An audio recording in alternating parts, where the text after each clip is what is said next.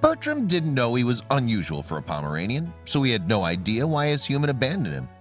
Nor was he aware of when or if his owner was ever coming back. It was a lonely time for Bert, but unknown to him, it was the beginning of something beautiful.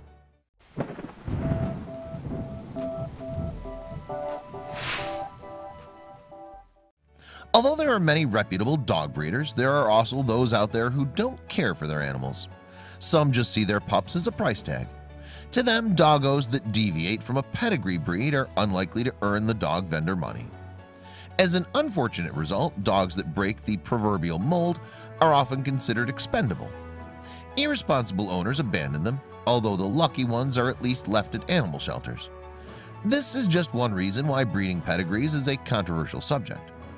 Another reason is because it actually narrows the gene pool, creating health problems in purebred dogs. This hasn't stopped desirable companion canines such as pugs and French bulldogs booming in popularity. As demand for them skyrockets, breeders reap even more rewards. High demand also creates a standard of expectation for certain characteristics. Take Pomeranians, for example, a toy dog pedigree renowned for its small size. The 18th century monarch Queen Victoria possessed a tiny Pom, which only made the breed more well-liked. In fact, because the Queen owned such a little one, Pomeranians were half the size by the end of her reign. People therefore expect Poms to be small, but there's always variations of some kind or another in a species, and Bertram is proof of this. Bert was just 5 months old when his breeder left him at a shelter for being too large. The dog's owner didn't believe a big Pom would earn them any money, so they abandoned him. But there's someone out there who knows that size doesn't matter.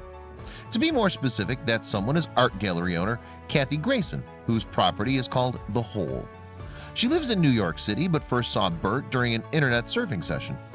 Grayson was in the market for a potential pet when she noticed him on Pet Finder, and it was love at first sight.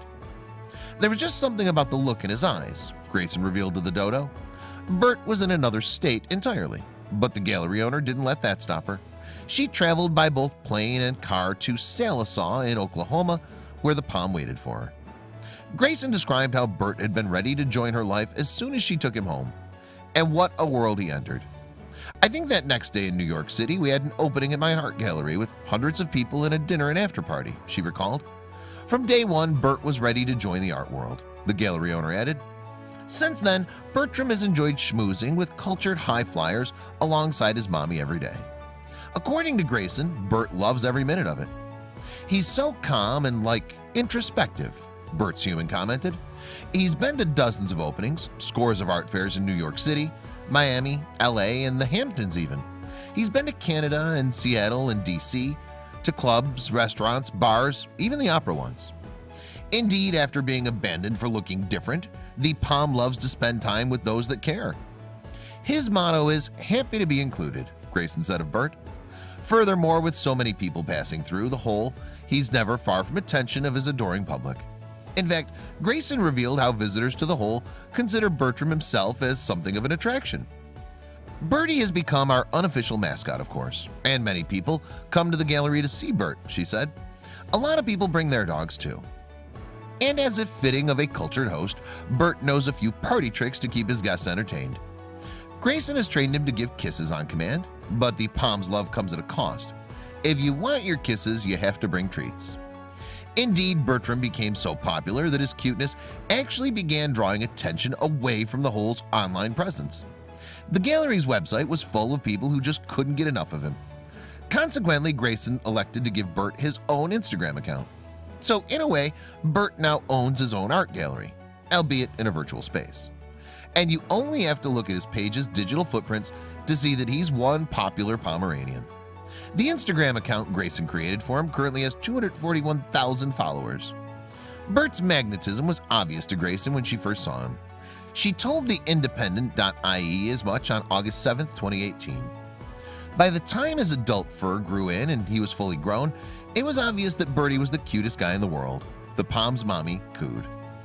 Bertram's appeal is so strong that just strutting his stuff around the city is enough to draw new admirers. Grayson continued, people would stop us on the street all the time, and in New York City, people usually don't do that too much, so the power was real. At all times of day, having Bert with me is just a constant joy, Grayson concluded. I feel grateful every day, multiple times a day, to have this wonderful being here with me. The Palms breeder considered him too unpopular to sell, and now he's an internet superstar. But it's Bert's human who made him the portrait of happiness. I hope you liked this video. If so, please hit the subscribe button and click on the bell icon to make sure you never miss a video from our channel.